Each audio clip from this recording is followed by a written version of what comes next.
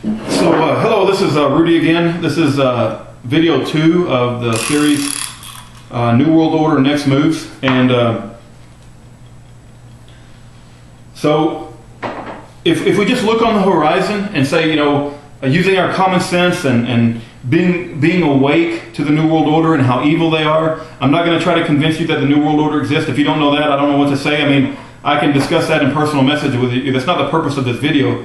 The New World Order exists, and they're very evil, and they want to enslave all of mankind. It's one thing for two men to fight each other, and they each want to enslave each other. It's quite another thing where one man will convince the other man that he is not even a human being and to build his own prison. Okay, that's what the New World Order is trying to do to us. They're not even fighting us on a level playing field. They're trying to use mass psychology. They're trying to use the masses of the population, which is in deep moral decay and intellectual decay, and use that situation and to turn against everyone who is awake. And it's up to us to stand up and to speak out about it. Now, I'm not advocating any violence, any preemptive strikes or anything like that. I'm saying that we have to be prepared and we have to know where to draw that line in the sand that I talked about. So let's talk about what the tools are on the horizon that the New World Order could use against us. We already know that they own mainstream media. We have to find a different media source that's not owned by them. Alex Jones is a possibility. There's a Reality Zone, which is Edward Griffin is a big part of. So there's other news sources that are not owned by the Illuminati, by the New World Order, that wants to brainwash everyone into their, sheeple way of thinking about things. Okay, so going on from mainstream media, we got the economic collapse, and there's a variety of economists: Peter Schiff, Gerald Celente, Ron Paul, Jim Sinclair. All of these people are calling for or predicting the collapse of the U.S. dollar. And what that means is you as a citizen or you as a human being have gone out and worked for your money your whole life. You may have saved up for your retirement, but these people are going to cause it to go to nothing. I mean, the stock market has already dropped by about 50%. They're going to cause the value of the dollar to go to nothing. So it's a hidden tax of inflation that will eventually occur.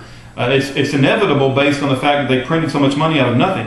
And the Federal Reserve is the source of all their power. I've already talked about that in many previous videos. But this economic collapse has all kinds of ramifications when it comes about. And I'm not predicting when it's going to come about. I don't know if it's going to be this year, next year, the year after, or whatever. But it's inevitable that it will occur. All fiat currencies fail, and we are in the last stages of this particular cycle for this fiat currency. They will have to, they will have to introduce a new currency to take the place of the dollar. They've already talked about it. It's called the AMERO. When unemployment goes up to a certain percentage, it's inevitable that we're going to have food riots as well. There is social upheaval that will happen because of the economic collapse that's on the horizon. Okay, let's talk a little bit about the swine flu pandemic. And that came out of the blue, and now we find ourselves on the news every day. And I don't know what to think of that exactly, but the timing of it is incredible. We know that could potentially lead to forced vaccinations, martial law, and quarantines, right? And who knows how many deaths, right? It doesn't seem to be killing a lot of Americans at this point in time, but we don't know what will happen in the future. I would just say that is one of their tools that they're using against us, and we have to be prepared, right? It's another way for them to implement control over us, just like all the other tools that they have in their tool bag. So let's keep moving down the list. There's a lot of things on the list. The swine flu and the economic collapse are just but two. But they have a lot of tools they can use against us, and we need to prepare ourselves for all of them. So Pakistan is on the verge of going nuclear. The Taliban is taking over a lot of the country. And if the Taliban gets in control of the nuclear weapons that's in Pakistan, that is, I don't even know what to say. That could trigger all kinds of events, to say the least, World War III. So that's another thing to keep an eye on.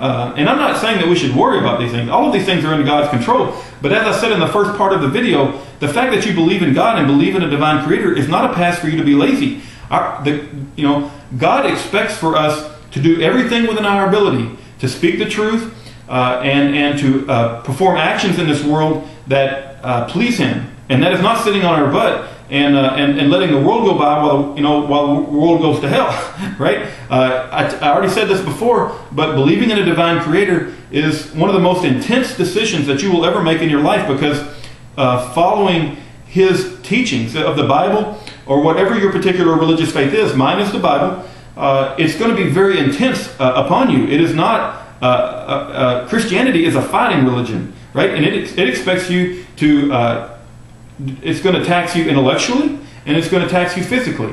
And it's not a sitting on the couch kind of option when you believe in God and you believe in a divine creator. So I talked about Pakistan. Let's talk about false flag attacks. So you need to be aware of false flag attacks, and they've occurred all throughout history. The Illuminati, the New World Order, whatever you want to call them, the Luciferians, have always controlled the money supplies throughout history in most nations of the world. And what they do is they start wars. They get the masses of the people to have a war between each other, and then they fund both sides. Okay? And they do that by controlling the money supply. And the wars have started with what's called false flag attacks. The Lusitania for World War I was an example. I would suggest you look into it.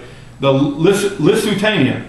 And that was a false flag attack where it was argued that we knew that ship had ammunition on it and would be targeted by German U-boats. And that's what brought America into World War I. Or that's one of the leading actions and events that caused us to join that war. And yet we knew that there were the German U-boats in the area that ship was sailing. Why didn't we stop it? Why didn't we advertise anyone to the American citizens who were getting on the boat to not get on the boat? Matter of fact, in one of my favorite books, what's the name of it? G. Edward Griffin wrote it. Damn it. My goodness, I'm going to have to stop the video, and I'll stop it, and